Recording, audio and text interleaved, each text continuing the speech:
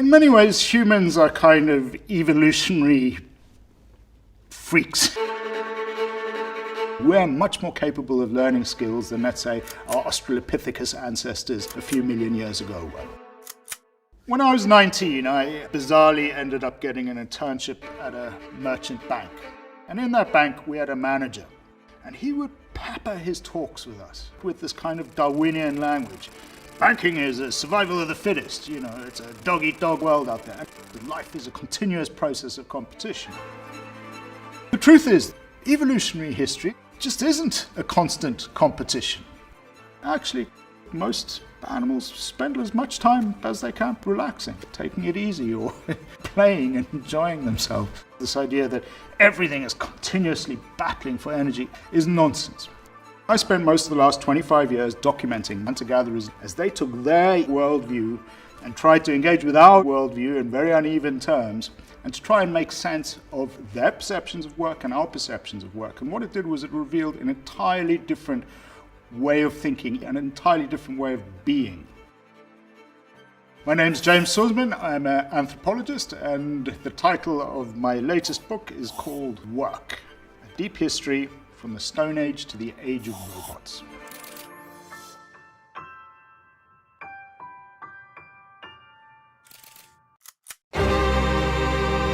When one thinks about hunter-gatherer society, they have imagined a world in which we endured this horrendous struggle for survival in an eat-or-be-eaten world. Nature was red in tooth and claw, and life was hard, and we learned to accumulate and grab resources. It was a great competition for life. But it seems fairly clear we enjoyed quite a lot of leisure time as hunter-gatherers. 20 years ago, I went off to the Kalahari to start working with a group of people called the Jinwasi. The Jinwasi were the first hunter-gatherer society that were really studied to see how hard they actually worked, and it was revealed that they worked 15 hours in a week and had a very different work ethos to what we do here in the West. The idea of what constitutes work and the way we organize our lives can be very different and very contextual basis. Hunting, gathering, fishing, hiking. In the Jinwa world, those are all considered work. In the Western world, where I come from at the moment, most of those things are considered leisure activities now. The Inuit in the Arctic, the Aboriginals in Australia, and they, of course, people like the Jinwasi engage with the land with consummate skill and consummate, in some ways, ease. The Kalahari Desert, where the Jinwasi live, is an incredibly tough environment.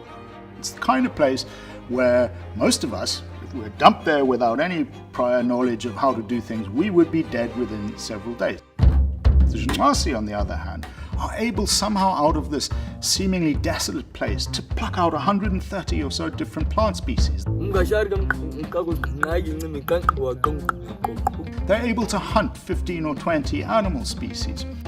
They are so skilled and so attuned to that environment that they are able to do so on the basis of really a marginal amount of effort. Even in the toughest times of year, you're looking at not spending more than 4 or 5 hours a day on the food quest. And you're looking at the best times of year, people are able to simply pluck things. It's almost a bit like a magical kind of 7-Eleven. Now, of course, it sounds a little bit idyllic, and hunter-gatherers went through intensely difficult times, periods of climatic change, but for the most part, living off the land seemed a very straightforward way of making a living, and we are supremely adapted to making a living as hunters and gatherers. Hunter-gatherer societies, they're typically highly egalitarian. Richard Lee, an anthropologist who worked with the Jinwasi, he used the word fiercely egalitarian, and I haven't found a better way to describe it. There are no hierarchies whatsoever. Age does not convey any authority to anybody. Gender does not convey any authority to anybody. It's incredibly open and tolerant. People don't force things on children. But they also realize that there's an instinct, in particular, they say, not among women, but among men. Young men who go out hunting and they bring in their first big animal, they'll strut in and show off. They'll say that potentially risks upsetting the egalitarian balance that makes the society function. Rather than praise a successful hunter, they mock them. Somebody shows up if they've killed a giraffe, which is something huge and it's enough to feed everybody for ages and the meat's drying from the branches, they'll say, this giraffe, this bit of a scrawny giraffe and it stinks a little bit. And there's this great ritual of humility and insult that goes on. And the hunter will be expected to behave with great humility. And the way it was described by one man, he said, we use it to gentle young men's hearts. To enable leadership to be based purely on context and competence, voluntarily given and voluntarily accepted. Resources were shared openly and evenly and done through a system of demand sharing. In a system of demand sharing, it is in the right of pretty much anybody to go and ask anybody else for a share of what they have. And it is considered extremely rude to turn that person down under any circumstances. It stops any kind of authority. This enabled food and resources to flow very evenly and very quickly through society. The truth is now, very few zoologists, in fact no zoologist or ecologist, will think of an ecosystem as governed by competition. Instead, will be governed by webs of intricate engagements, some of which are cooperative, some of which are less. This idea that nature is a constant competition for life is nonsense. Hunter-gatherers like the Zhonghuasi describe their environment as a kind of continuous flow of give and take between species and interactions. There's absolutely no denying that the extraordinary attitudes that evolved during the hunter-gatherer era have now brought us incredible benefits. We are both incredibly adaptable and culturally intransigent.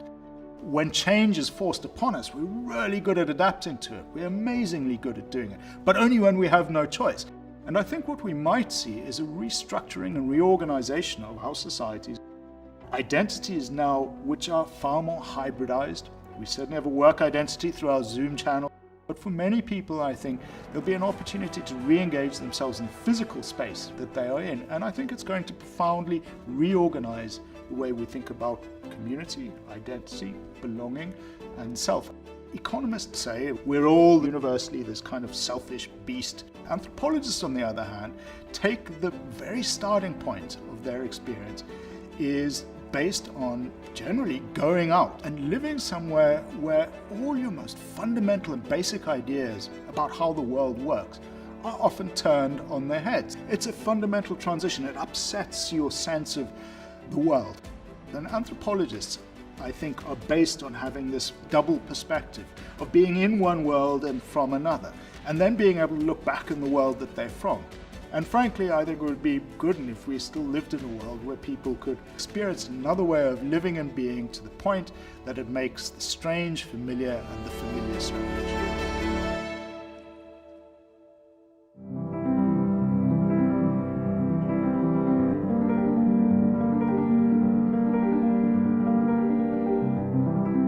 Get smarter, faster with videos from the world's biggest thinkers.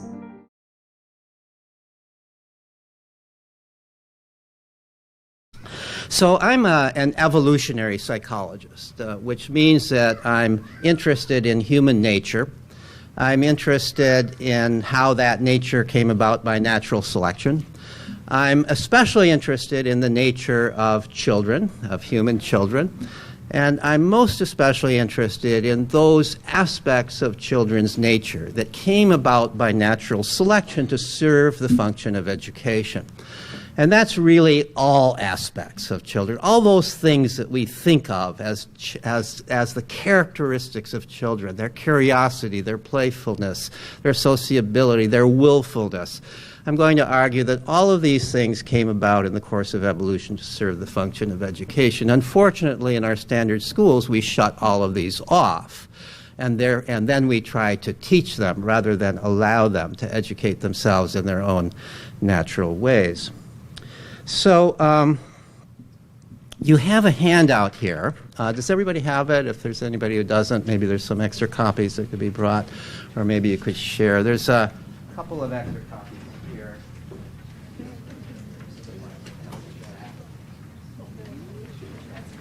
But the front page of this is an outline of the talk, and the back page is there so that you'll know that I'm a college professor. you have until Sunday morning to read these chapters and articles, and then at the closing ceremony there will be a test. So I'm on B here on this handout. What is self-directed? So the title of the talk is, what is self-directed education? How does it work? How do we know it works? So first of all, what is self-directed education? Let me start with what is education? You know, for the most part, when we use the term education in our culture, and most people think of education as schooling, it's something you get. You go and somebody gives you an education. You maybe pay for an education. It's something that we think of as actively given by the teacher to the student. The words we use, the grammar we use, puts the teacher in the active tense and the student in the passive tense. The teacher teaches or educates, and the student is taught or is educated. So that's the view that we have of education, and of course that view is entirely wrong in terms of how education has always occurred throughout human history before the advent of modern schools. It always was the reverse. Education was something always actively pursued and acquired by the child, and had little to do with whether or not adults were interested in helping the child out. I mean, if throughout history children had to depend upon adults teaching them, we would not have survived as a species. We survived as a species because children come into the world burning to learn about that world, and we can't stop them from learning about it unless we lock them away in closets, or we shut them away in schools and cut off their natural ways of learning. So when I talk to groups of social scientists or anthropologists in particular, I have a certain definition of education which goes like this. Education is cultural transmission, put in simple terms. Education is the transmission of skills, knowledge, values, lore from one generation to the next. It's the entire set of processes by which culture moves from one generation to the next. We have always been the educative animal. That's the thing that distinguishes us from the other animals. We absolutely depend upon education. We depend upon cultural transmission. Every generation starts off with the knowledge and skills, or at least some of the knowledge and skills of the previous generation, and then builds upon that. And that's what education is. Throughout human history, it was the onus for education, as I just said, was always on the child. It was not on the adults. Children come into the world designed to educate themselves. For purposes of, when I'm talking to other groups, I will sometimes define education differently from that, but in a way that I don't think is incompatible with that definition, but which has to do more with the concerns, instead of the concerns of people who are interested in human history and human biology, the concerns of people who are interested in children developing in our world today. And that definition of education goes like this. Education is the sum of everything a person learns that enables that person to live a satisfying and meaningful life. Whatever meaningful means to that person, meaningful to the person. Whatever it is that a child learns to live a satisfying and meaningful life. This includes the kinds of things that people all over the world and throughout history have had to learn to live a satisfying and meaningful life, or at least that are a big advantage for living a satisfying and meaningful life. Things like walking on two legs, things like speaking your native language, things like being able to get along with other people, being able to see from other people's points of view, which is essential to a satisfying and meaningful life. Things like being able to control your own emotions. Things like being able to think critically, being able to innovate, being able to solve problems. These are general skills that if you think about them, really can't be taught in school. These are things, though, that are essential to learn and that children pretty much always learn on their own, in their own natural ways. Then there are other things that are sort of more cultural specific. Varies from culture. So if you're growing up in a hunter-gatherer culture, you've got to learn how to, and you're male, you've got to learn how to track animals and shoot, and you've got to learn how to, whether you're male or female, how to do the dances of your culture and so on and so forth. In our culture, there are things that aren't absolutely essential to learn, but they're certainly valuable to learn if you want to have a satisfying and meaningful life. Learning how to read. Learning how to use numbers, because we are a literate and numerate culture. Learning how to use computers in this day and age. I mean, my God, you know, that's clearly the most important tool of our culture today, and yet some people are surprised to see how much time young people, children, spend on computers. I'm often asked, you know, shouldn't I be banning my child from using computers? And my answer to that is it's like banning a hunter-gatherer child from using a bow and arrow. The computer is clearly the most important tool of our culture, and it's so therefore no surprise whatsoever that children gravitate to the computer, that they spend lots of time. It becomes a second nature to them because it's so obviously an important tool. So children come into the world designed not only to learn those species general things that we have to learn no matter what culture we grew up in, but they come into the world designed to look around and see what are the important things in my culture that I've got to learn. And they tend to gravitate towards those things and focus on those things. Most of education for everyone, whether they go to school or not, occurs outside of school. I think everybody has to agree with that. If you think about it, the great bulk of what you know that's been useful in your life is not what you learned in school, it's what you have learned in the course of life outside of school, before school, after you're done with school, and the hours that you're not in school, even when you are a child. So to think of education as schooling is an extraordinarily limited way of thinking of education, even if we're talking about people who go to school. So some of the, I said that children come into the world biologically designed to educate themselves. Let me say something about what I mean by that biological design. What is that design? They come into the world curious. All normal children are curious. You know, Aristotle, in his great treatise on the origin of knowledge, his first sentence was, "Man is a curious animal." And he didn't mean that we're a strange animal. He meant that we are that we are an animal prone to explore the world around us, and that's the origin of knowledge. And that's the origin of knowledge in every human child. Every child comes into the world designed to construct his or her own knowledge through curiosity. Almost, in fact, there are experiments with newborn babies. They've just come out of the womb. They're already exploring their world.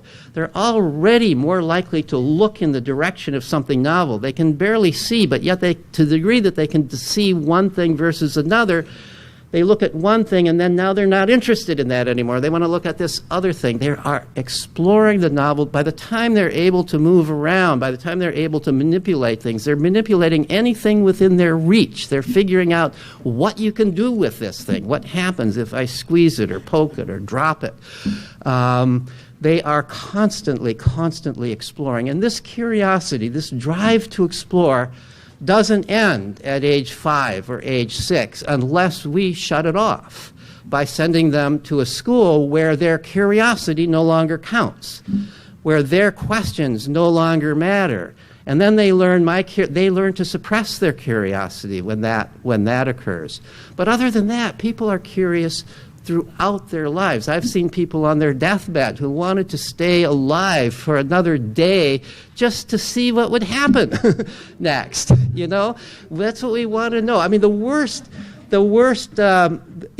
of the worst tortures for anybody is to put them in solitary confinement where there's nothing new to see. That's torture. Isn't that interesting that would be torture? Every other need is satisfied. You've got food, you've got water, there's no pain, and yet that's torture, to be there in a setting where there's nothing new for you to explore. So we are a curious animal. We are also a playful animal. Children come into the world biologically designed to play, and to play in precisely those kinds of ways that will lead them to acquire those kinds of skills that I said you have to acquire no matter what culture you're growing up in. And also designed to look around and play at the kinds of skills that are important to their own culture. So they play, we're the animal that builds things, so we're the animal with opposable thumbs. They play at building things when they have the opportunity to learn how to use those opposable thumbs.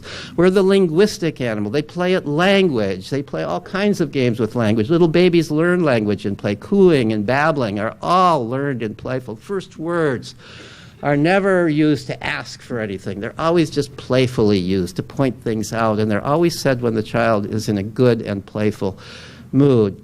Social play, in which children are playing with other people and they're learning other kids and they're learning how to get along with other kids. Risky play, in which children are climbing trees too high and swinging too high in the swing and walking up the slide instead of sliding down it, and they're learning courage. They're learning how to experience fear and control that fear. Children are biologically designed in play to practice those very skills that are so important for them to be able to develop, to live a satisfying and meaningful life. Some of the evidence that leads me to these conclusions comes from my looking into childhood in hunter-gatherer cultures. Now, I've never had the privilege or opportunity to live in a hunter-gatherer culture and observe them directly. But I have looked into their lives in two ways. One is by reading whatever I could find written by anthropologists who have lived in such cultures. And since there's not actually a whole lot written about children and children's lives in such cultures, I supplemented that by surveying anthropologists, 10 anthropologists, who fairly well-known anthropologists, who among them had lived in 7 different hunter-gatherer cultures on 3 different continents. As you may know, all of us, all human beings, were hunter-gatherers until a mere 10,000 years ago. From a biological perspective, from the perspective of evolution, 10,000 years is almost nothing. So basically, we evolved in the context of a hunter-gatherer culture. So it turns out that some people have managed to survive in a fairly pristine hunter-gatherer culture kind of way into the middle and even late 20th century. I would say that there's no pristine hunter-gatherer culture today. There are some that are still hanging on in some ways. But as recently as the 1970s and 1980s, it was still possible for anthropologists to trek out into remote parts of the world that hadn't been invaded by so-called Western civilization, and find people who were still living in this natural hunter-gatherer way of life. Now, what's interesting is wherever they found them, whether they found them in Africa or Asia or South America, whether they found them in deserts or in rainforests, there was remarkable similarity among them from one to another in certain ways. They all had different languages, they had different art forms, and so on and so on, different religions, different cultures in all of that sense. But there was a remarkable similarity, enough so that anthropologists sometimes use the word hunter-gatherer culture in the singular. So what's similar about them is these are all band cultures. They're not tribal cultures. Sometimes people talk about hunter-gatherer tribes. It's a misnomer. These are band cultures. There's no such thing as a chief. These are people who they are another term for these hunter-gatherer band cultures is egalitarian cultures. That's actually used in the literature because there's no other cultures that have been found that are as egalitarian, in the sense they don't have leaders, they don't have big men, they don't have chiefs, they don't have any kind of hierarchy, they don't have differences in wealth, they share everything within the band. They move around from place to place, which means that there's no point in owning anything more than you can carry on your back. So that's one thing that helps make things egalitarian. If you're rich, if you had a lot of material goods, you would just be burdened down by it. So the primary ethos of these cultures is that everybody's equal. And they work towards that. It's not like it just comes naturally. It's not like it's human nature that everybody's equal. There is a certain part. We inherited from most primates are very hierarchical. There are alpha males who dominate the subordinate males, and most of the males dominate the females. So here's this group of primates, human beings, who are not living that way. They're living in a kind of state of equality, and they create that state of equality quite actively. They do things to reduce the likelihood of domination. One of the things they do is they use humor. Anybody who acts like they're a big shot, everybody just teases them and puts them down and ridicules them.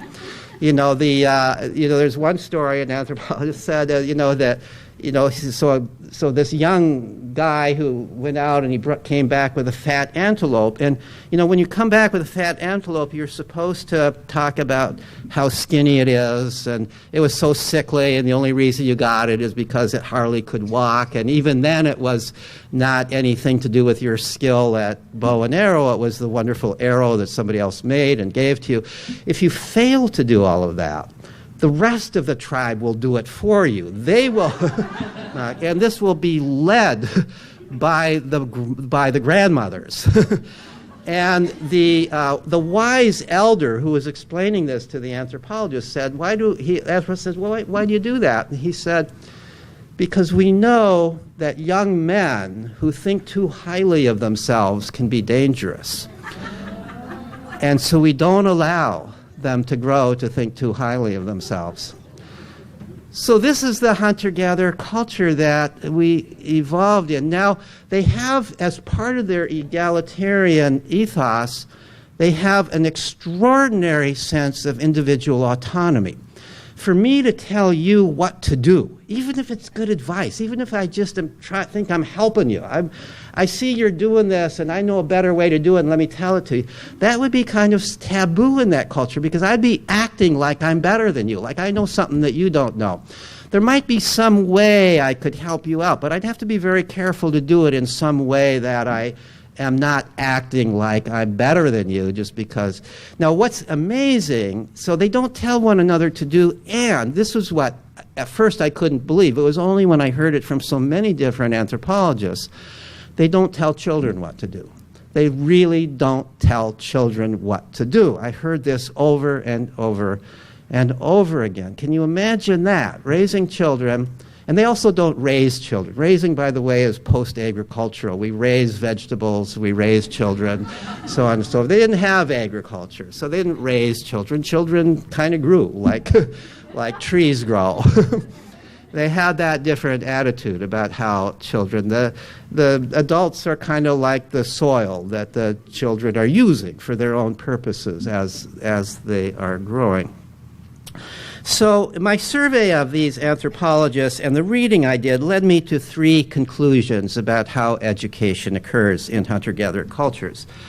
The first conclusion is that adults do not direct children's activities. They trust children's instincts and they trust children's judgments, believe it or not. Let me just read a couple of quotations that illustrates this. So this one comes from a researcher named Yumi Goso, who studied groups of hunter-gatherers in South America, but she's writing here about hunter-gatherers in general. Hunter-gatherers do not give orders to their children. For example, no adult announces bedtime. At night, children remain around adults until they feel tired and fall asleep. Adults do not interfere with their children's lives. They never beat, scold, or behave aggressively with them, physically or verbally, nor do they offer praise or keep track of their development. Nor do they offer praise or keep track of their development. So this is what I heard over and over and over again. There was one anthropologist who I interviewed who studied he and his wife studied a group called the Batak in Indonesia. And he said that they have a number of taboos in their culture. One is there's no murder. Another is you don't have sex with your daughter or your sister or other close relatives. And another is you never hit a child. So that's a taboo. That would be, it's right up there with murder and incest. I'm not necessarily saying it's quite as high as murder or incest. Murder and incest occur occasionally, and so probably does occasionally hitting a child, but it's never approved of. If somebody is hitting a child in a hunter-gatherer culture, immediately they assume that that parent, there must be something wrong with that parent, and we need to intervene, we need to calm the parent down, we need to take the child and comfort the child, because hitting a child is not an appropriate behavior in this culture. So here's another quotation. The idea that this child is my child or your child does not exist. In other words, you don't own your child. Deciding what another person should do, no matter what his age, is outside the Aquana vocabulary of behaviors. There is great interest in what everyone does, but no impulse to influence, let alone coerce anyone. The child's will is his motive force.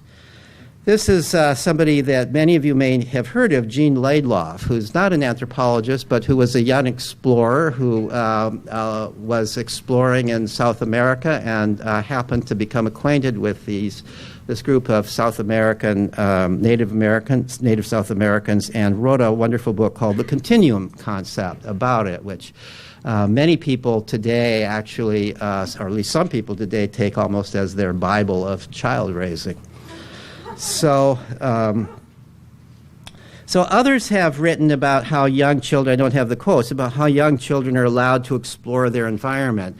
One of my colleagues at Boston College is named, who's Gilda Morelli, lived for many, many months with a group of hunter-gatherers called the Efe in Central Africa. And she's showed me slides that she's taken of toddlers playing with fire, playing with machetes, adults sitting in the background, not paying any attention to this. And I asked her, well, why are they letting them play? Don't the kids sometimes get hurt? These little kids with big sharp knives, and they're playing with fire. Don't they sometimes burn themselves or cut themselves? And what she said was, yes, sometimes they do. But these are typically very minor injuries. And if you were to ask the adults, why is it you take these things, why don't you take these things away from them? They say, their first answer would probably be, well, because, why should we take them? This is what they want to do. We don't control what they do. And the second thing they would say is this is how they learn. That how are they going to learn how to use a knife? How are they going to learn how to use fire if they don't play with that? And the younger they start doing it, they may not say it in these terms, but this is me talking now. The younger they start doing this, the more this is going to be an actual extension of their body. That knife is going to be an extension. It's going to be like second nature to be able to use that knife. Just like our 2-year-olds playing with computers. It's becoming an extension of their body. They will have a natural way of using computers that Jerry and I will never have. So that comes from the studies of hunter-gatherers. By the time that children are 4 years old, they are able to go off with the other kids away from adults. Under 4, of course, I'm sure it varies a little bit from child to child, but typically under age 4, they're still kind of regarded as infants. They need to be around camp. They need to be in sight of adults because, as the hunter-gatherers would put it, they haven't yet developed judgment. By the age of 4, they typically have judgment. And it's interesting that a lot of psychologists have said something really important happens around age 4, that's when children have internalized language to the degree that they can kind of keep in mind rules and they can talk to themselves about what's safe and not safe, and that they're able to control themselves through verbal reminders to themselves, which the typical 3-year-old is not yet quite that capable of doing, and the 2-year-old very rarely is capable of doing that. So something happens around 4, and it's very interesting, therefore, that around 4 is where children are now called children, and they're running with the other kids, and nobody feels like adults have to follow them around. Interestingly, childhood ends not really until you have children yourself. So we sometimes think that that adolescence is sort of a new invention, that teenage, by the time you were 13 or 14 in these other cultures, you would be an adult. Not true. The kids are still kids until, according to some of the anthropologists, they're late teens and maybe even beyond that.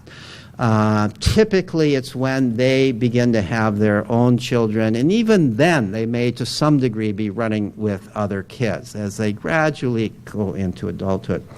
So the second, let me also say, there's one other quote I want to read on this issue of being so indulgent towards children. Some people think that if you're this indulgent, you allow children to do whatever they want to do, the children are going to become spoiled. Well, here's what Elizabeth Marshall Thomas says in response to that question. This is from a book called The Old Way, which I would recommend. Elizabeth Marshall Thomas was one of a member of a family, an explorer family, who was among the first to make contact with a group in Central Africa called the Chwanzi, that also are called the Kong, and have been probably the most, since that time, the most studied of all hunter-gatherer groups. But she made contact with them, she and her family made contact with them at a time when they had essentially no previous contact with the West. And she wrote this book called The Old Way about some of what she learned in that experience. But here's what she says about the question of spoiling. We are sometimes told that children who are treated so kindly become spoiled. But this is because those who hold that opinion have no idea how successful such measures can be. Free from frustration or anxiety, sunny and cooperative, the Chuan children were every parent's dream. No culture can ever have raised better, more intelligent, more likable, more confident children. When I first read that, it was before I had talked to many other people, anthropologists who had observed children. I thought that she's probably exaggerating. She probably just fell in love with these kids and she's exaggerating. But I heard similar stories from so many others that I began to think there's got to be something to it. These kids are really well adjusted. I once gave a talk at an evolutionary psychology conference, and after the talk, I'd mentioned something about hunter-gatherers, and so on. After the talk, a graduate student came up and said to me that she was doing her dissertation on whining. She had this view about that there's a universal tone to whining, and she wanted to know what hunter-gatherer whining sounds like. And so I said, I don't know. I've never lived in a hunter-gatherer culture, but let me ask my friend Gilda Morelli. So I went and asked Gilda Morelli, who had lived with the FA, and she had to stop and think. And she said, you know, I lived with these people and interacted with the children for months and months, and I don't think I ever heard a child whine. They didn't have anything to whine about. Now, admittedly, they don't have all the kinds of things that we have in our culture. And so I'm not saying that it's even possible to raise children in our culture today in such a way that they will never whine. But isn't it interesting that here is at least two different people talking about two different cultures and saying talking about how well adjusted the children are and how bright they are and how sociable they are. Okay, so the second major lesson that came from my looking into hunter-gatherer cultures is that children, including teenagers, have unlimited time to play and explore, unlimited time. When I asked them, one of the questions I asked the 10 anthropologists was, how much time did the children in the culture that you observed have for play? And they said, every one of them said essentially all the time. Some of them said, well, maybe sometimes somebody would ask them to fetch some water or to do something like that, but it was always minor, and it was never an order. It was always just if you're willing to do it, you know. So sometimes they would engage in some hunting and some gathering, but it was always playfully done. It was part of their play. It was never something that was expected of them. It was never how the culture put food on the table, was to send children out to do these kinds of things. So this is a culture in which children are exploring and playing on their own. all day long, from dawn to dusk, from the age of 4, when they're regarded as having common sense and don't have to be watched, until their mid to late teens, interestingly, kind of our school-age years. And the adults believe that in the process of this, they are learning what they need to learn to become good hunters and gatherers and good citizens of the culture, people who have the kinds of skills that contribute to the culture as they merge into adulthood. The third thing that I learned is in their exploration and play, the children do indeed play at the things that are important to their culture. Not everything that they do. They play all kinds of fantasy games, and you could argue that there's nothing unique about that game that would prepare them uniquely for their culture. But clearly, I asked my respondents to list some of the things they saw children playing at, and it was very clear that much of what they listed matched very well onto the skills that the children had to learn in that culture to be successful. So the boys in all of these cultures played endlessly at tracking and hunting. Tracking is an extraordinarily difficult skill. And of course, hunting, shooting bows and arrows or blow darts or whatever the means of killing game is also is an extraordinary skill that takes a lot of time to develop. And children are constantly, not because anybody is assigning them to do that, not that anybody's testing them on that, not that anybody's judging who's farther along in bow and arrow ability, who's the better tracker. Nobody's paying any attention to that, but the kids are growing up in a culture where they can see this is a valued activity, and so they play at that activity. In the one culture that was included in the Philippines, there's a culture called the Agta, where women also hunt, and not surprisingly, in that culture, the girls also played at hunting and tracking just like the boys did, and right along with the boys. So those kinds of things that were sex-specific, the boys played at the male-type things, the girls played at the female type things. The majority of things are not sex specific. A lot of the, building huts, building dugout canoes, playing musical instruments, all of those kinds of things, both boys and girls would play at. So what happened to that way of life? What happened to that? What caused us to step out of the Garden of Eden? The answer is agriculture. Hunter-gatherers, being human beings, are clever people, inventive people.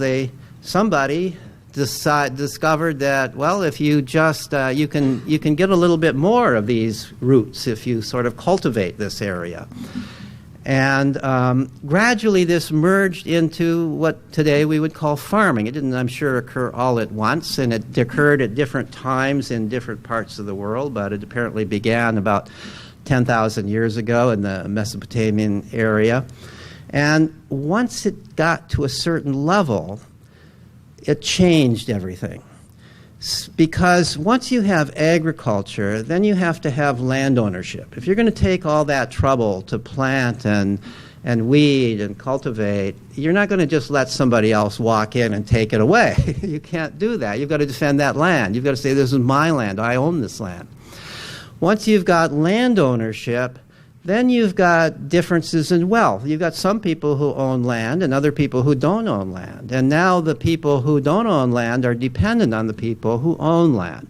So now you get hierarchy. Now you have some people who are dependent upon other people. And this leads inevitably to systems of masters and slaves, systems of lords and serfs, systems today that we call employers and employees. So you have suddenly now hierarchy. Now this old idea about raising children, not raising children, letting children grow up in a way in which their free will is valued, that doesn't work anymore. In a hierarchical society, free will could get you killed. You've got to grow up where your primary purpose in life is to obey.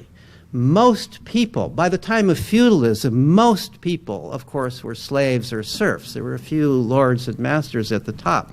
but most human beings, at least in the Western world, were slaves or serfs. And you had to obey. Your survival depended upon obeying. So the whole system of raising kids changed. The goal of child raising, and now it was child raising, was to subdue free will. And the primary tool for subduing free will, of course, was the rod or the cane. And we know some of this history even from the Bible. I mean, have you ever looked at the Bible to try to get child raising advice? I've looked through the Bible to try to find child raising advice, and here's some of the things that I found. In Proverbs, foolishness is bound up in the heart of a child, but the rod of correction shall drive it far from him. Well, that's pretty mild compared to everything else I found. So here's Deuteronomy. If a man has a stubborn and rebellious son who does not obey his father and mother and will not listen to them, when they discipline him, his father and mother shall take hold of him and bring him to the elders at the gate of the town. Then all the men of this town shall stone him to death.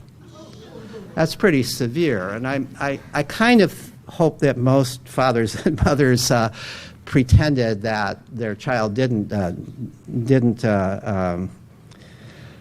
disobey. And it isn't just the Old Testament. Here's what the Gospel according to Matthew has to say. For God commanded, saying, honor thy father and mother, and he that curseth father or mother shall be put to death. So the goal of child raising was obedience. If your child isn't obedient, that child doesn't even deserve to live. How far this changed from when it was a time to, it was a crime to beat a child to it was a crime not to beat a child. That was the way the world changed after agriculture. This is the horrid history that followed. It's a short history from a biological point of view that followed hunter-gatherer times and has preceded today. Maybe we are about to emerge out of that history. The rise of industry didn't immediately solve the problem. In industry, again, you have people who own the businesses, and then you have people who are dependent on those who own the businesses.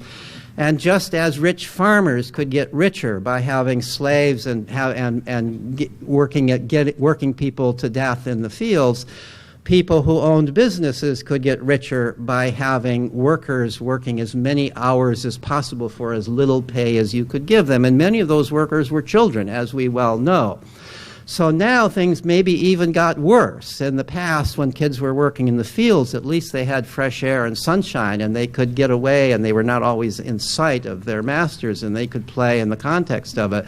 But now they're in dirty factories, or they're in coal mines, and they're working in that way. And this is the world in which schools, as we know them today, came about. That's the point that I am leading up to. So the first widespread system of compulsory schooling occurred the first systems really began in the as early as the 16th century. They were part of the Protestant Reformation. The Protestants, unlike the Catholics, believed that everybody needed to be able to read the Bible themselves. It wasn't enough to get it from the priest. You had to read the Word of God yourself. Well, corollary to that, of course, is that you've got to be able to read. So to save souls, they developed schools to teach children to read. And they required, in many communities, children were required, not by the parents, but by the community, by the church, to go to such schools. Now, even more important than learning to read the Bible, of course, was believing the Bible as gospel. So these were schools designed to teach reading and designed to indoctrinate the children in the gospel. Now, in addition to that, this whole idea of obedience and suppression of will was also very, very dominant and very, very much part of the Protestant ethic as it had been previous to that time. And so the schools really developed for three primary purposes. One was to teach kids to read the Bible. Another was to teach obedience. Another was to indoctrinate children in biblical. And the schools that were developed, we would recognize them as schools. They look just like the schools today for the most part. They didn't have clocks, but they had hourglasses in the front to time the lesson. Everybody spent a certain amount of time on this lesson and another time. They had a curriculum. They even had teacher training to make sure that the teachers would teach the right lessons and not the wrong lessons. And of course, they had ways of testing. Now, there were some differences that the primary tool of education in those early schools was the rod or the cane. And children were routinely beaten for getting wrong answers, not just for misbehavior in the discipline sense, but even for getting wrong answers, they were routinely beaten. So the way that so that was different. I mean, today we don't beat children; we drug them, or we shame them. We've given up that brutal method of whipping children into shape. Paddling is still legal in some states, and it still occasionally occurs. We don't call it beating anymore, I guess. We call it paddling. So these were the schools that came about beginning really as early as the 16th century. The first compulsory schools in in what then was the colonies were in Massachusetts. Massachusetts has always been the leader in terms of compulsory schooling. And in 1642 in Massachusetts, the Puritan clergy required the children in the colonies to go to school, and they developed a reading primer called the New England Primer, which was colloquially called the Little Bible of New England, and I've seen a copy of it or a facsimile of it. It's full of little ditties about how if you lie or you disobey your parents, you will spend eternity in hell. These are things that the children memorized, and these are the passages that they learned to read. There are little Bible passages in it. You learn your ABCs by first there's in Adam, and Adam is a big A. In Adam's fall, we sinned all. That's the first lesson in the ABCs, and so on. So that was the Little Bible of New England, and it gives you some idea of what school was all about when it first started in the colonies. Coercive schooling was developed most fully and most completely in Prussia, which was the largest of the German states. Prussia really took this idea and carried it much farther than anybody else. The person who is really in many ways credited with the founding of the idea of universal compulsory education is a pietist priest named August Hermann Francke, who in the late 17th and early 18th century developed a system of pretty effective compulsion of families to send their children to school. And here, let me read a little bit about what he says school is all about. Above all, here's his from his handbook for schoolmasters. Above all, it is necessary to break the natural willfulness of the child. While the schoolmaster who seeks to make the child more learned is to be commended, he has not done enough. He has forgotten his most important task, namely that of making the will obedient. So these people who founded schools, and these are the precursors of the schools we have today, were very clear about the purpose of school. They didn't hedge it. They didn't hide the terms. They were very clear. Francke goes on in this manual to say that the most effective way to break a child's will is through constant monitoring and supervision. He was kind of against a lot of beating. He said that beating has an immediate effect, but it doesn't have the same long-term effect as constant monitoring and supervision. So here's what he said. Youth do not know how to regulate their lives. They are naturally inclined toward idle and sinful behavior when left to their own devices. For this reason, it is a rule in this institution that a pupil never be allowed out of the presence of a supervisor. The supervisor's presence will stifle the pupil's inclination to sinful behavior and slowly weaken his willfulness.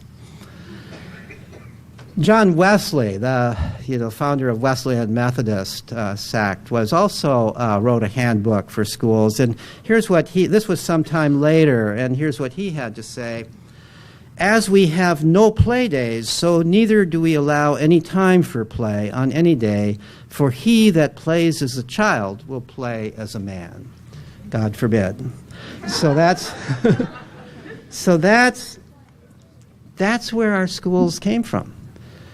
And then in Prussia, and then as churches began, the power of churches began to weaken, and the power of states began to increase. States got the idea, let's take the schools away from the churches. Let's us as states run the school. Let the government run the school.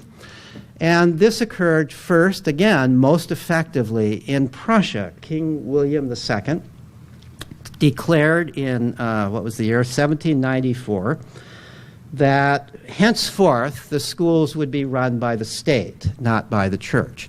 The schools continued to be run in the same way, but now the doctrine that was being taught was a doctrine about nationalism and patriotism and how the German language is the best of all languages and how Germany is surrounded by enemies and so on and so forth. And we know what that led to eventually. So that was the origin, and every other nation looked at Prussia with envy. Wow, look what they're doing. Napoleon loved it. This was how they could create little soldiers.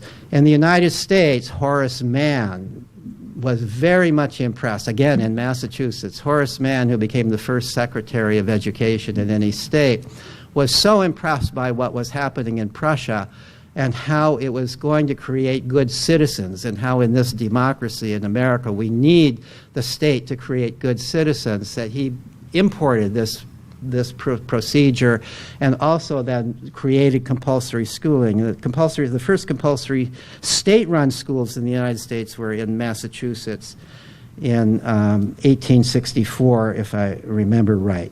And within about 50 or 60 years, every state in the United States had compulsory schooling. But it originated from looking towards Prussia, seeing this idea that if we can control the development of children, we can control the citizenry. And we can ensure that we're not going to have rebellions, we're not going to have, they were not so concerned. When you look at it, they were really not by this point so concerned about teaching reading anymore. Most people could read. They realized that most people who were growing up in families that could read. You didn't have to. They were more worried that people were reading the wrong stuff than that they were more worried about controlling thought than they were about teaching the skill of reading. So what does this all have to do with my theme here of self-directed education? Ever since schools were started, there have always been reformers. There have always been people who say, this isn't quite right. We need to reform the school. And what reform always, I shouldn't say always, but usually means is tinkering with the model. Let's take this model and make it more humane. Let's be kinder to children. Let's be a little more child-centered. Let's, certainly not beat children. Let's try to take children's nature into account. So that's the approach taken. But the problem is, the model itself came about for a particular purpose and was well designed for a particular purpose. It was well designed for indoctrination and obedience training. If you were to design a school from scratch, ignoring history, if you were to design a school from scratch and your goal was not indoctrination and obedience training, let's say your goal was the fostering of creativity. Let's say your goal was to produce critical thinking. Let's say your goal was to produce a diversity of interests because you believe that the culture requires different people with different ways of thinking and different skills. You would never design a school that looked anything like what our schools are like. No way could you design a school that would do those things where everybody is supposed to be following a curriculum, where there's a teacher in charge who's supposed to evaluate everybody. You can't possibly evaluate if you have a school that's designed for those other things. The whole point of evaluation is to make sure everybody's learning the right stuff. And that means indoctrination. And it doesn't matter what you're indoctrinating. I mean, I've argued with some of my colleagues who say what a crime it is that not everybody is being taught that evolution by natural selection is a fact. And I say, well, you know, if you want to teach it that way, then all you're doing is indoctrinating. You're just doing the same thing as what you're complaining about that the other side is doing. So what you need to do is to trust people if you want this. And no way can you do that by tinkering with our current system.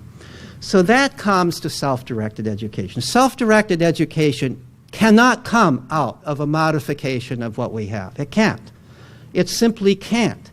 Because what we have is a system in which there's a curriculum. And if there's a curriculum, if you have to learn certain things by certain times, and if the teacher's job is to make sure that kids learn that, no way are you doing anything that frees kids from the idea that their job is to obey the teacher. You might make it that they have to kind of guess because you're not so clear what it is they have to do. They have to kind of guess what they want you to do. But you still have a situation where their job is to figure out what they have to do for you to pass them, to get that passing grade. As long as they're being judged, their job is to figure out how they're being judged and to do what they're being judged on. And that is not the situation that's going to create critical thinking. That's not the situation that's going to create diversity in goals. That's not the situation that's going to foster curiosity. So what do? You have to start totally from scratch. You have to start with an entirely different model. You can't evolve you can't evolve self-directed education out of what we have, out of what was developed for the purpose of indoctrination and obedience training. So I first got interested in this issue when I got interested in the Sudbury Valley School. Now here's a school. I don't want to present this as the only model, but it's the one that I know. Here's a school that's been in existence now almost half a century. It started off, back when Jerry and my mom were doing these hippie things. They started off this school also started off. I was so jealous of these kids who were about my age, who were hanging around my mom all the time. Okay, so anyway, they started.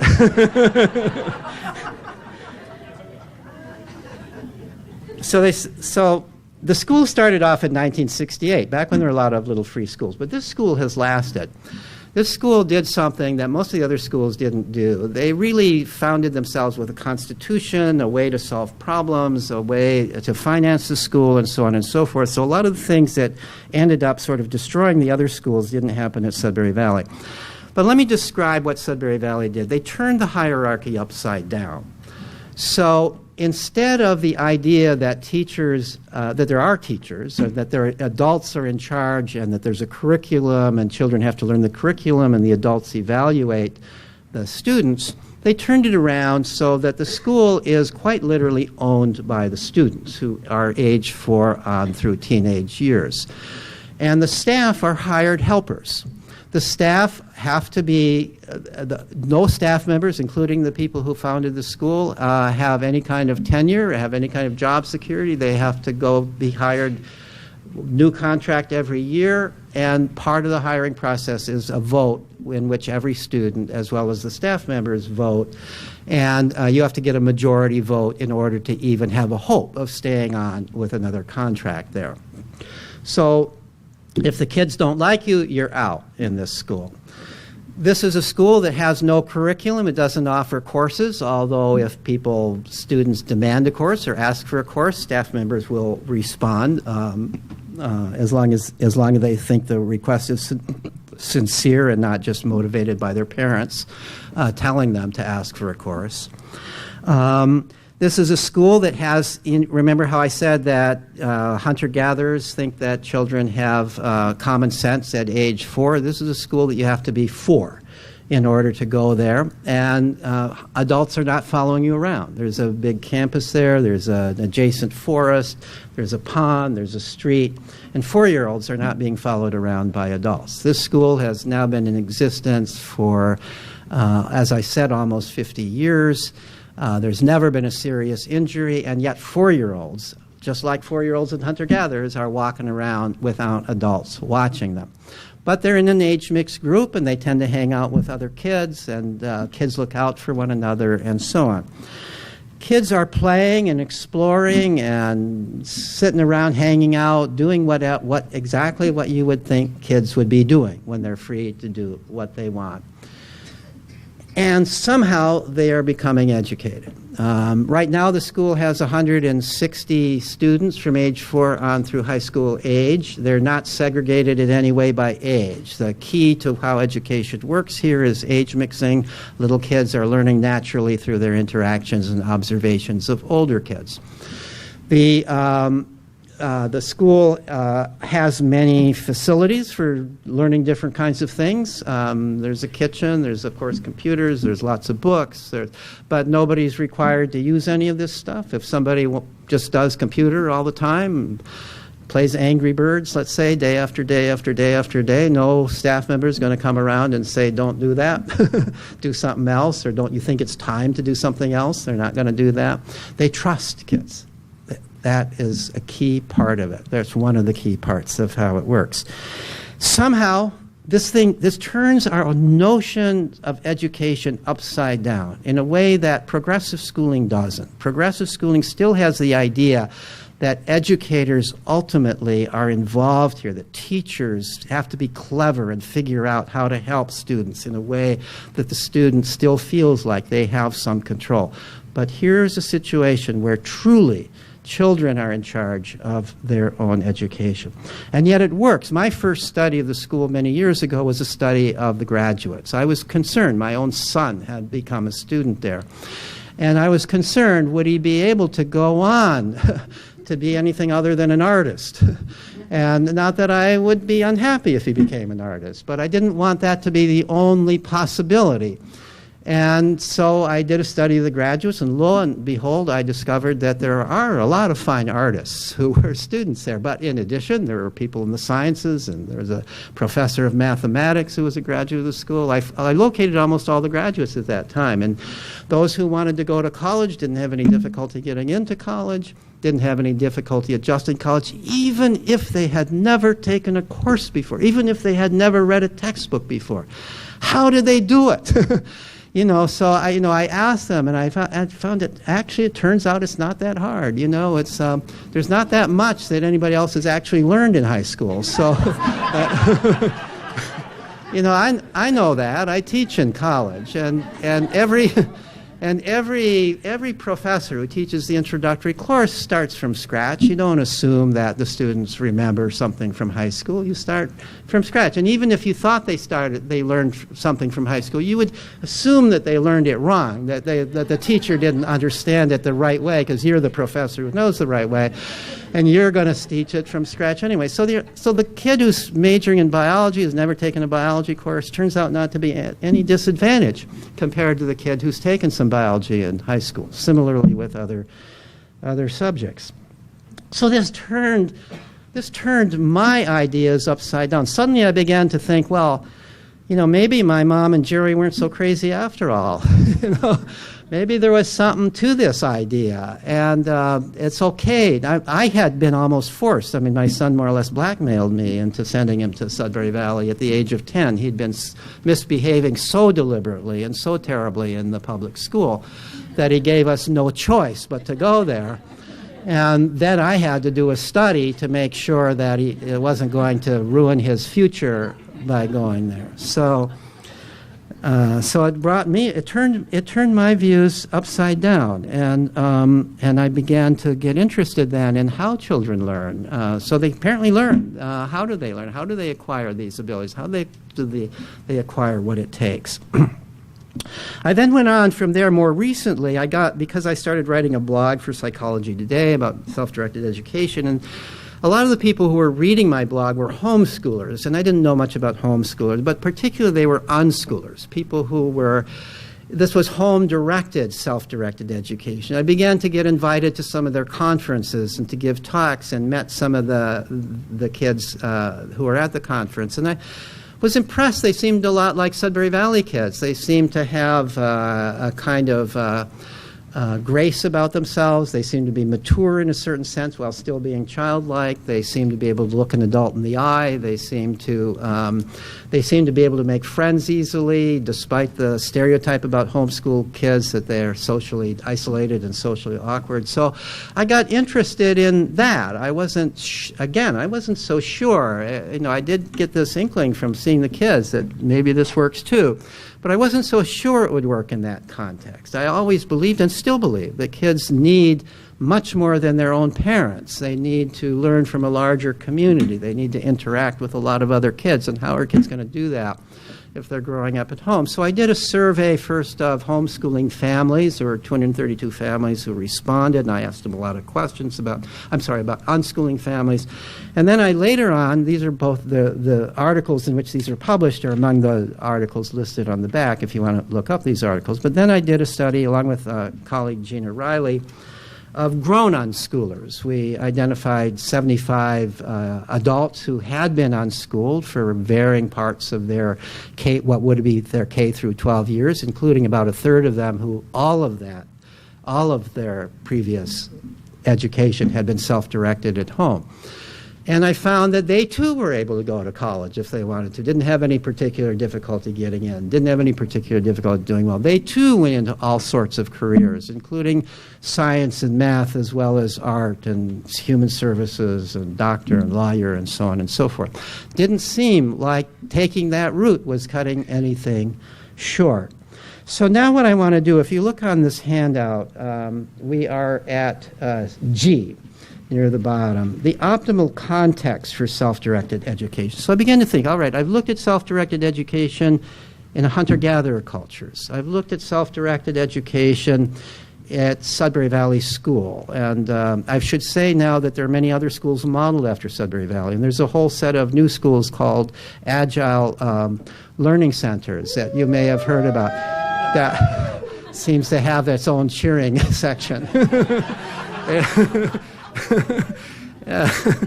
And I had to mention them or they wouldn't talk to me afterwards. And so this model is apparently replicable too. And some of the Sudbury model schools have been around long enough that they've got graduates, and they seem to be doing okay in the world. So when combining all of this and looking now at the unschoolers, what's common? What is it about? What is the context? I don't believe you can just turn kids out on the street and they're going to become educated. I think that you have to provide an environment in which they can become educated. In the hunter-gatherer culture, that environment is automatically there. It's just there. You don't have to do anything to provide it.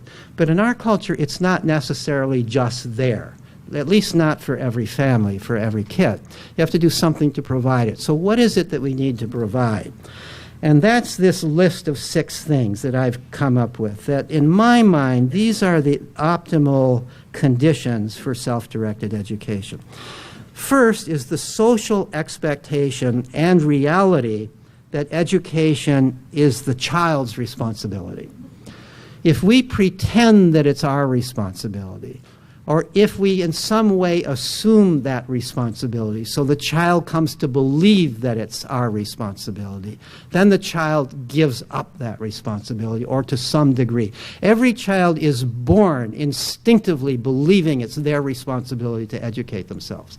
But just like we can drive out other instincts, we can drive out that belief if we subject them to the view that the way you become educated is by doing what your teacher tells you to do. Then the responsibility is now on the teacher. It's no longer on the child. So that's the first thing. The second thing is unlimited freedom to play, explore, and pursue own interests. Unlimited freedom to do that. It takes a lot of time. It takes time to immerse yourself in something that interests you, that's not interrupted by a bell, that can go on from one day to the next, and nobody's telling you now you've got to go on to something else. It takes time to be bored, time to say, okay, there's nothing interesting here. And as Danny Greenberg, who founded one of the founders of Sudbury Valley, says, boredom stirs the soul. Don't try to relieve boredom in a child. Let them be bored until they can't stand being bored anymore, and they decide to take control of that situation and find something to do. That is their own choice of what to do. You need time to go from one interest to another. You need time, maybe you're going to spend 2 years just playing Angry Birds, who knows? And then you're going to spend a couple years doing something else. You need time to try out different things, and you need to be unhurried about it. You don't need somebody looking over your shoulder saying, don't you think it's time to move on to the next thing? We need to trust our children to make those kinds of decisions, and that seems to be true in hunter-gatherer cultures. That seems to be true at Sudbury-type schools, and that seems to be true among successful unschooling families. The third character, the opportunity to play with the tools of the culture. I said those toddlers in hunter-gatherer cultures are playing with fire, and they're playing with machetes and bows and arrows. By the way, I should say, so you don't think hunter-gatherers are really negligible, the poison darts are kept way up high in a tree so the little kids can't get to them. These are not negligent parents. They make reasonable decisions. They realize that a poison dart could kill a child, and you're not going to have a little child playing with poison darts. But a machete or fire, that's not going to kill a child. So you can play with those things. But you need at Sudbury Valley, there's cooking equipment, there's woodworking equipment, there's, of course, computers, there's the tools that we regard as the tools of our society. And once you've certified yourself, showing that you know how to use the stuff and know how to use it safely, then you can do your own things with it. Playing with it in this sense means try experimenting with it, doing your own thing, not just doing planned things that somebody else tells you what to do, but you're doing your own thing with it. The access to a variety of caring adults who are helpers, not judges. In a typical classroom, there's one teacher. Maybe at best there's two teachers, and they only exemplify the role of teacher. At Sudbury Valley, it's only 7 adults and 160 kids, but yet that's 7 adults, each one different. Each one has different knowledge, different personality. Any one of them is available to any kid who wants to go there. The kids don't very often go to the adults. They're much more likely to go to other kids. But if they do want to go to an adult, they know which adult to go to. There's one adult that would be the right one to go to if you need a lap to sit on or a shoulder to cry on. There's another adult who might be the right one to go to if you're burning for a political argument. There's another adult for this and that. And the kids are very good at figuring out which adult to go to depending upon their needs. They're also good at figuring out which other kids to go to depending on their needs. So that a variety of caring adults. In the hunter-gatherer band, the kids, all the adults are available. Parents are not even all that special beyond the age of 4. The kids are kind of kids of the whole band. They're not kids just of this parent. That set of parents, and in the unschooling families that worked, one of the things that the respondents said repeatedly was that they had many adult friends. It wasn't just their parents. They had one of the things they valued about the unschooling experience was that they made many friends with other adults who they looked to, and they didn't just see their parents as role models. Fifth characteristic, free age mixing among children and adolescents. The founder of Sudbury Valley has argued over and over again that age mixing is the key to how it works. Throughout human history, in hunter-gatherer cultures, but even after hunter-gatherer cultures, children were never segregated by age, except not until the time of age-graded schools. Children always played in age-mixed groups. Our whole instinct to play evolved in an environment in which play was always age-mixed. Same-age play is really an artifact of modern times, and it is not that it's bad to play same-age play, but it is not as nurturant. It's not as helpful. It's not the same kind of learning opportunity. Age-mixed play provides the younger child with the opportunity to be boosted up by the older child into a higher level of activity than he or she would otherwise engage in. And it provides the older child with the even more important opportunity to be the mature, leader, nurturing, teaching one in the context of the relationship, and to get a sense of their own maturity, and to learn how to be a parent and learn how to be a caring person. When we deprive children, as we do in school and since so much of the rest of our society, of interactions with others who differ from them in age, when we segregate preteens from post-teens, for example, we deprive them of interactions with those people from whom they have the most potentially to learn. So free age mixing, and one interesting thing, that free age mixing is part of the essence of the way Sudbury Valley works. Interesting to me that in the unschooling study, even though I actually didn't ask, I'm surprised I didn't ask this question, many of them, over half of them, volunteered the information. That one of the great things about not being in school was they made friends not only with a lot of adults, but also with kids who were younger than them and kids who were older than them. So these first 5 characteristics seem to apply to even the unschoolers as well as applying to kids in hunter-gatherer bands and kids at Sudbury Valley. The 6th one, I used to say there are 5. I've added a 6th one, which the more I think about it, the more I think is also important. Immersion in a stable, moral, democratic community. Hunter-gatherer cultures, as I've described, are democratic communities in a different sense than in our culture. They make decisions by consensus, everybody's view is respected, and so on and so forth. And children don't necessarily have any kind of formal vote the way they do at Sudbury Valley, but their voice is heard, and even more important, the children are growing up in the context of a democratic environment and realizing that whether or not they are now, they will at some point be sitting around the fire, engaged in serious discussions that have to do with the band's welfare as a whole. They're seeing this, they're listening to it, they're in some sense, in some limited ways, perhaps participating in it. And so they're growing up with a sense not just of responsibility for themselves, but also a sense of responsibility for the community within which they're developing. So children at Sudbury Valley, because they're involved in making the rules of the school, making big decisions about the school, and discussing who should be hired and who should be let go among the staff.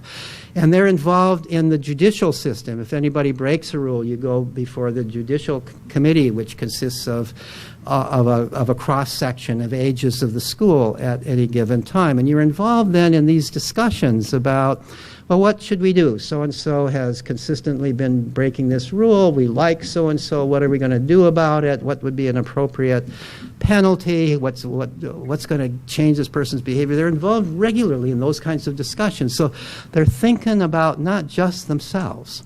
They're thinking about their community in which they're growing up. And that's an important thing to be thinking about if you're going to grow up in a democratic society, and we are going to be a democratic society. We need people who think not just about themselves, but people who think about the community as a whole that they're growing up in. And I think that it's a little harder to say exactly how this works in the unschooling family, but to some degree the family itself is a stable, moral, democratic community if it works well.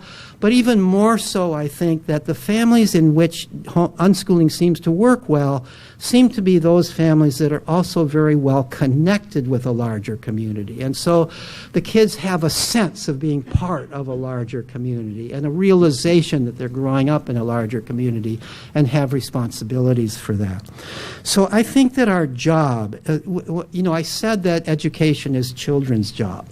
Education, the onus of education lies with children, but we in our culture do have a responsibility. And our responsibility as adults is to provide the setting in which children can educate themselves. We've got to give up the idea that we educate children. Let's stop thinking that we educate children. Let's start thinking that we provide the setting in which they can educate themselves. And how do we do that? How do we do that as individuals? How do we do that as communities? How do we do that as a nation? How do we spread the word that this is the way we ought to be thinking? This is what we need to do as a culture if we are going to have truly free and democratic people. We need to also, and I want to kind of end this way, Normally, when we talk about education, whether it's self-directed or otherwise, we're talking about what are children learning, how do they learn, how do they acquire what they need to know.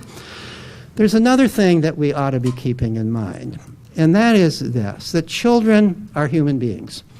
That childhood is actually a pretty good portion of any person's life. And if that portion of a person's life is not happy and is not free, then that's a crime. That's really a crime.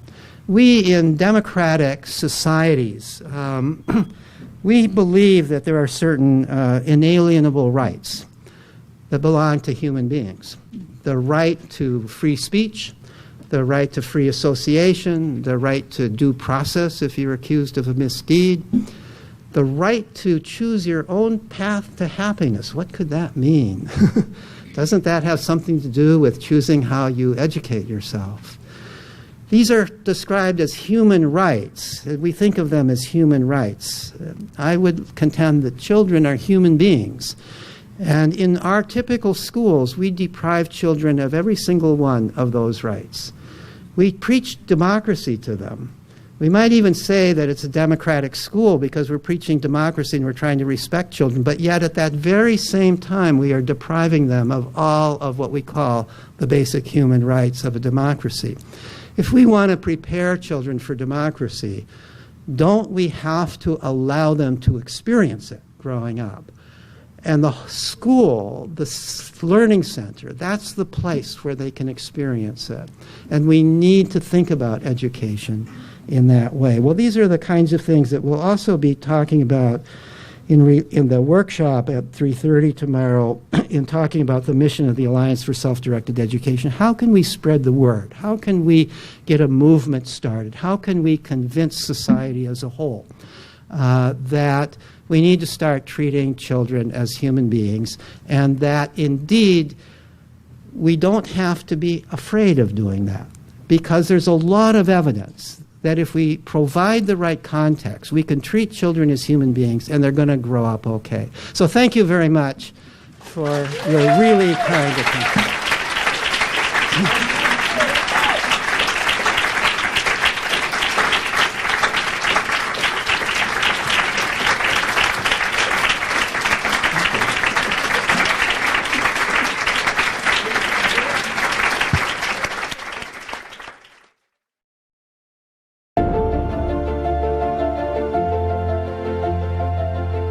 Inside our bodies are chemicals that are trying to get us to do things that are in the best interest of us. They are endorphins, dopamine, serotonin, and oxytocin. Endorphins. Endorphins are designed to do one thing and one thing only: mask physical pain. If you're a runner, if you've heard of a runner's high, what's happening is when that runner's out there pushing their bodies harder than they've ever pushed before, they feel good. And then an hour later, they're in pain for damage they caused their muscles an hour before. Endorphins, they're designed to mask physical pain. Dopamine. Dopamine is the feeling that you accomplish something you set out to accomplish. The whole purpose of dopamine is to make sure that we get stuff done.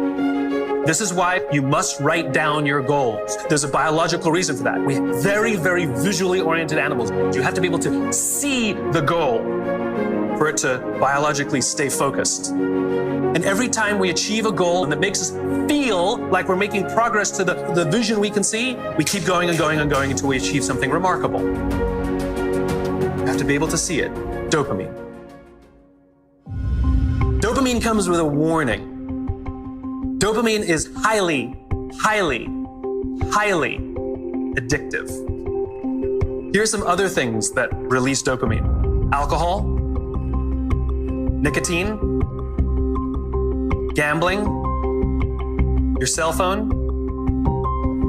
We can also get addicted to performance in our companies when all they do is give us numbers to hit, numbers to hit, numbers to hit, and a bonus you get, and a bonus you get, and a bonus you get. All they're doing is feeding us with dopamine, and we can't help ourselves. All we do is want more, more, more. One of the things we know about dopamine addict is they will do anything to get another hit, sometimes at the sacrifice of their own resources and their relationships. Dopamine is dangerous if it is unbalanced. Serotonin is responsible for feelings of pride and status.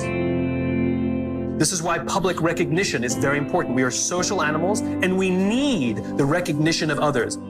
This is why we have commencement for graduation.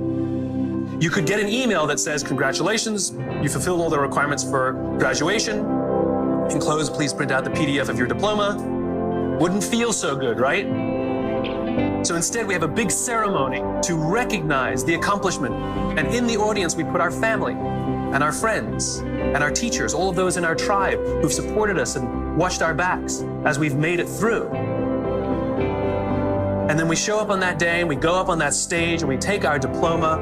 It feels great. We feel our status rise. We feel our pride go up. And here's the best part about serotonin. At the exact moment that you took your diploma and you felt that surge of serotonin go through your body, your parents sitting in the audience also got a surge of serotonin and also felt an intense pride watching you graduate. And this is what serotonin is trying to do. It is trying to reinforce the relationship between parent and child, coach and player, the caregiver and the one who is grateful for the support they are given. The problem is you can trick serotonin. We live in a materialist society, so we judge status very often in our country based on how much money you make. So any conspicuous display of wealth raises your status. This is why they put the logos on the outside. No good on the inside, nobody can see them. You can actually feel your confidence rise when you put on the stuff, because it's showing this display of status. It feels great. The problem is there was no real relationship that was reinforced because of it. You tricked the system. That's why we keep trying to accomplish things and accumulate more and more material goods, and yet we never feel successful because there was no relationship. We tricked it. We gamed it. Oxytocin. This is the best chemical of all. Oxytocin is the feeling of love, trust, and friendship. Oxytocin is that intense feeling of safety that someone's got your back. There are multiple ways you can get oxytocin.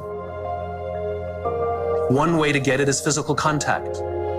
Hugging feels wonderful.